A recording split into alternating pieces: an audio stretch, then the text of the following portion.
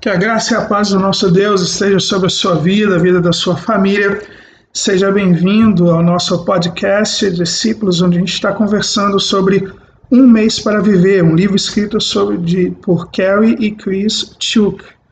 Aqui é o pastor Wagner Poubel, hoje é o dia 4, e o assunto de hoje é surto de energia, conectado à verdadeira fonte. O autor C.S. Lewis disse: você não tem alma, você é uma alma, você tem um corpo. Santo Agostinho certa vez disse: formaste-nos para ti, e nosso coração não terá sossego enquanto não encontrar descanso em ti. Durante as muitas tempestades e furacões que atingem o litoral do Texas, são comuns os surtos de energia. Nessas ocasiões, muitas pessoas pensam se em breve terão de revirar as gavetas em busca de velas e lanternas. Em nossa casa, as luzes oscilam e todos os aparelhos elétricos parecem suspirar. Seguramos a respiração, esperando o que virá em seguida. De vez em quando, ficamos no escuro por alguns minutos, horas ou até mesmo dias, quando os geradores e as linhas elétricas são danificados. Nesses momentos, quando nos reunimos na cozinha, acendendo velas e procurando mais pilhas e bateria, de repente, nos damos conta do quanto dependemos de energia. Também somos absolutamente dependentes de energia para ter uma vida para a qual fomos criados. Precisamos de energia para mudar, mas o problema é que muitas vezes achamos que podemos fazer as mudanças necessárias com apenas um pouco de força de vontade.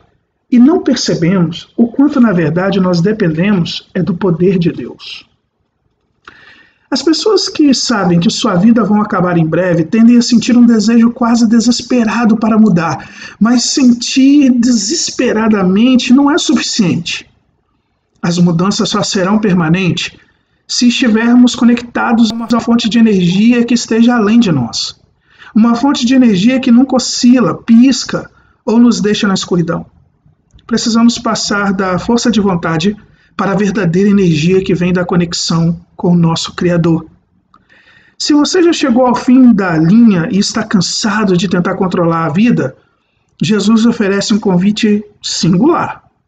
Você está cansado? Desgastado? Exaurido pela religião? Então venha a mim. Ande comigo e você recuperará a sua vida. Eu lhe mostrarei como ter um descanso verdadeiro. Caminhe comigo, trabalhe comigo, veja como eu faço, conheça o ritmo tranquilo da graça. Mateus 11, 28 e 29, versão Bíblia, a mensagem. Para você refletir, e vale a pena você refletir no seguinte: em qual área da vida você tem mais dificuldade para mudar? Entrar em forma e perder peso? Romper um mau hábito? Alguma questão de relacionamento? Você está tentando mudar isso com a força de vontade ou com a força de Deus? Que palavras ou frases de Mateus 11, 28 e 29 mais intrigam você? Por quê? Anote isso. Será importante você refletir. Energia espiritual. Embora a vida apresente muitas facetas, nossa energia espiritual é a mais importante porque tudo depende dela. Fomos criados como seres espirituais e para desenvolvermos energia espiritual precisamos cultivar uma conexão sadia com o nosso Criador. A Bíblia revela repetidas vezes que os seres humanos são criados à imagem de Deus e que temos algo eterno em nós, o nosso espírito. A parte mais importante de nossa vida é a dimensão espiritual, é a nossa alma. Em geral, atribuímos enorme ênfase à saúde física e ela é importante. No entanto, muitas pessoas negligenciam completamente sua saúde espiritual por não poderem vê-la. Fala-se sobre crescimento espiritual e modos de estimulá-lo na vida, mas para obter o poder de mudar é preciso buscar não o crescimento espiritual, mas sim a saúde espiritual. As coisas saudáveis crescem, de modo que não é preciso concentrar-se no crescimento espiritual durante o desafio dos 30 dias. Em vez disso, é importante que você se concentre na sua saúde espiritual. Se dentro de apenas um mês seu corpo entrasse em colapso, você não gostaria que a parte que vai viver para sempre fosse a mais saudável possível? A chave para a saúde espiritual é manter um forte relacionamento com Deus, o nosso Criador. Se estiver conectado com Deus, o seu Criador, você crescerá como nunca e conhecerá o poder real para fazer as mudanças duradouras. Vida frutífera. Como podemos nos tornar espiritualmente saudáveis? Jesus nos diz assim: eu sou a videira e meu pai é o agricultor. Todo ramo que estando em mim não dá fruto, ele corta. E tudo que dá fruto, ele poda, para que dê mais fruto ainda. Vocês já estão limpos pela palavra que lhes tenho falado. Permaneçam em mim e eu vou permanecer em vocês. Nenhum ramo pode dar fruto por si mesmo, se não permanecer na videira. Vocês também não podem dar frutos, se não permanecerem em mim. Eu sou a videira. Vocês são os ramos. Se alguém permanecer em mim e eu nele, esse dará muito fruto, pois sem mim vocês não podem fazer coisa alguma. João 15, de 1 a 5. Na época de Cristo, todo mundo sabia o que era necessário para produzir a melhor colheita de uvas. As pessoas viviam cercadas de vinhedos, de modo que a audiência original de Jesus sabia exatamente o que ele estava descrevendo. Mas talvez não entendamos isso muito bem. Por isso, vamos examinar o texto com maior profundidade. Primeiramente, Jesus diz: eu sou a videira verdadeira. Numa vinha, a videira é a fonte de energia, a parte que fornece nutrientes e produz uvas. Depois da videira, Jesus descreveu os ramos, ou seja, você, eu, nós. Se estiver conectado na videira verdadeira, você é um ramo. Por mais que a ideia não pareça de nosso agrado, os ramos, eles não conseguem produzir frutos sozinhos. Fomos criados para estar conectados a uma fonte de energia maior. Os ramos dão fruto, mas sem a videira não podem produzir o fruto. Perceba o que Jesus diz aos ramos: permaneçam em mim. Permanecer significa simplesmente estar conectado. Se seu desejo é ter saúde espiritual, então você precisa estar conectado a Cristo, a videira. Esse é nosso dever, é tudo o que precisamos fazer. Se você quer reduzir o estresse, tanto neste mês quanto daqui para frente, entenda que seu papel na vida é estar conectado à videira. Às vezes esqueço meu papel e tento ser a videira. Invento um plano, um cronograma, uma lista de objetivos e faço um planejamento. Então tento realizar meu projeto e fazer com que tudo aconteça de acordo com o cronograma que eu mesmo estabeleci. No fim das contas, eu fico tão estressado que perco toda a minha energia. Fico frustrado, exausto e sem nada para mostrar como resultado dos meus esforços. Esqueço que, por si só, o ramo não pode produzir vida. Ele só pode extrair vida da videira. Por mais estranho que isso possa parecer, não depende de você produzir os resultados. Você não é responsável por produzir frutos. Jesus é que é. Você não precisa suar, esforçar-se, trabalhar cada vez mais ou disciplinar-se para ser espiritual por meio da simples força de vontade. Quando você se der conta dessa verdade, ele lhe trará uma liberdade incrível. Poda perene. Quando o jardineiro ou vinicultor sabe que a poda é a chave para a produção de seus frutos, depois de uma pesquisa descobri que a maioria dos vinhedos atuais ou agricultores experientes treinam os podadores por 2 ou 3 anos antes de deixar que cortem os ramos. Porque uma poda incorreta pode arruinar uma safra se o agricultor não souber exatamente o que está fazendo. Nosso Pai Celestial, o mestre de jardineiro, é um podador experiente. Ele sabe quando cortar, onde cortar, como cortar, quando cortar, para que produzir melhor em nossa vida. É comum pedirmos a Ele que nos abençoe e torne nossa vida mais frutífera. Nossa família, nossos negócios, nossas finanças. Mas raramente gostamos do processo de poda pelo qual devemos passar para que nossas orações sejam respondidas. Deus poda áreas da nossa vida de modo que possamos dar mais e melhores frutos. Imagino que muitas pessoas que estão participando desse processo, desse livro, tenham a nítida impressão de que não estão sendo abençoadas no estágio da vida. O mais provável é que isso esteja acontecendo porque estão no meio de um processo de poda. Não importa como você se sente. Essa é uma boa notícia. O processo de poda é sempre doloroso, mas também é muito produtivo. Você tem um Pai Celestial que sabe o que está fazendo. Ele é especialista. Ele o está podando neste exato momento para que você possa dar mais frutos. O desejo de Deus é que você cumpra o propósito final para o qual Ele criou você, ser o mais frutífero possível. Tudo o que você tem a fazer, seu único papel é ser um ramo que está conectado à videira. Se estivermos conectados à videira, seremos espiritualmente saudáveis e ficaremos cheios de energia. Confiar em Deus reduzirá o seu estresse e permitirá que você tenha liberdade de se envolver plenamente com a vida. Quando nos esquecemos disso e começamos a pensar que somos a videira em vez do ramo, ficamos estressados porque não fomos criados para esse papel. Então surge uma pergunta: como podemos permanecer conectados à videira? Isso é tudo o que você tem a fazer nesse mês.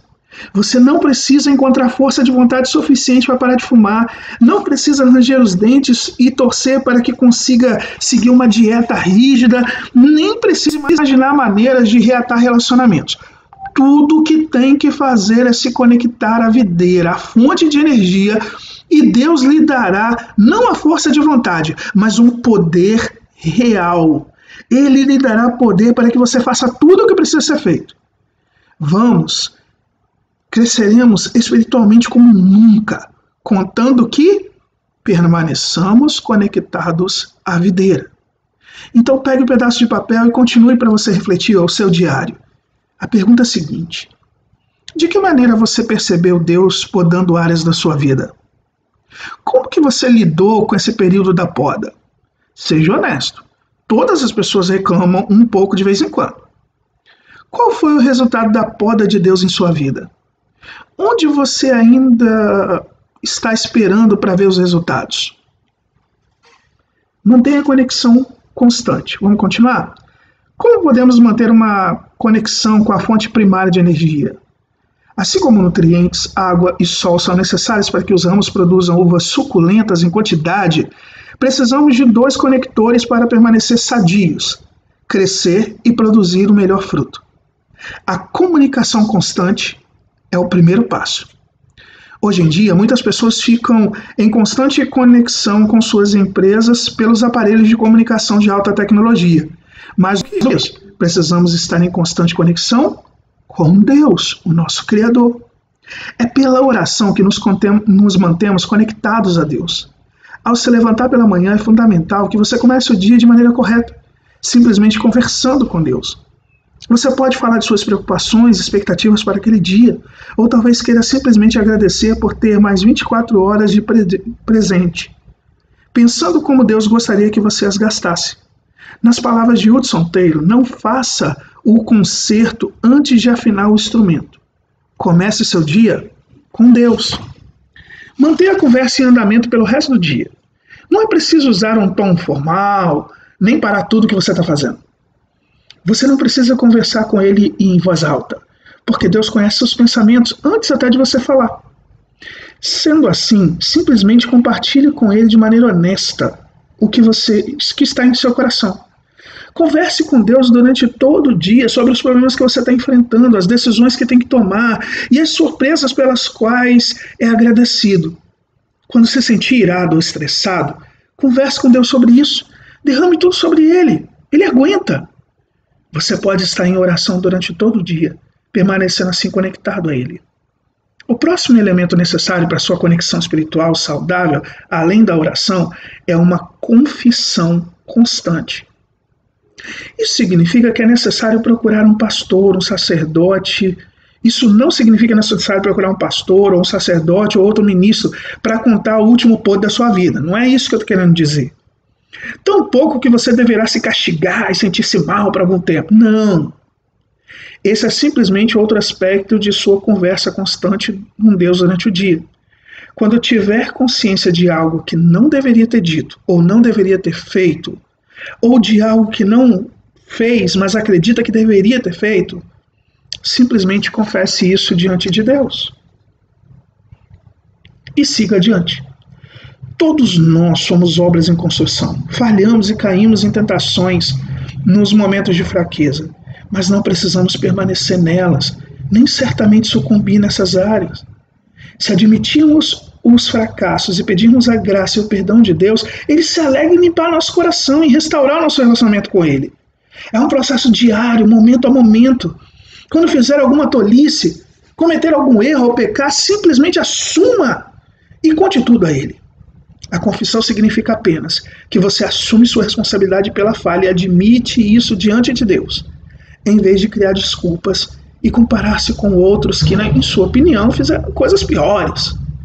Basicamente, na confissão você lembra a si mesmo que não consegue fazer nada sozinho, que precisa de Deus e quer que Ele continue a trabalhar em sua vida, dando-lhe o poder necessário para vicejar. Confessar é concordar com Deus que nossos caminhos estavam errados, e arrependimento é decidir andar de uma maneira diferente. A comunicação e a confissão nos manterão conectados à fonte primária de energia, a videira. Essa é a chave para sair da mera força de vontade e buscar a verdadeira força. Resoluções e compromissos são inúteis quando confiamos em nossa força de vontade. Talvez você os mantenha por algum tempo, mas no final das contas seu próprio poder não será suficiente. Você passa de força de vontade para a força de Deus apenas quando você permanece conectado nele. E através da Bíblia Sagrada, a sua palavra, a palavra de Deus, você vai ter as instruções para poder permanecer em Deus, permanecer na palavra de Deus, permanecer fazendo as coisas do jeito de Deus, e essa força aumentará cada vez mais na sua vida. Para a gente terminar, quero deixar algo que você deve levar para a sua vida toda. Primeiro, quais são as barreiras atuais que não deixam você obter saúde espiritual em sua vida? Em outras palavras, o que o impede de conectar-se a Deus para que Ele seja sua fonte primária de vida espiritual? Segunda coisa, escreva uma carta ou ore a Deus com toda a sua honestidade, falando sobre suas decepções, suas frustrações atuais. Avalie de que maneira os problemas ou as questões podem estar preparando você para uma colheita mais frutífera.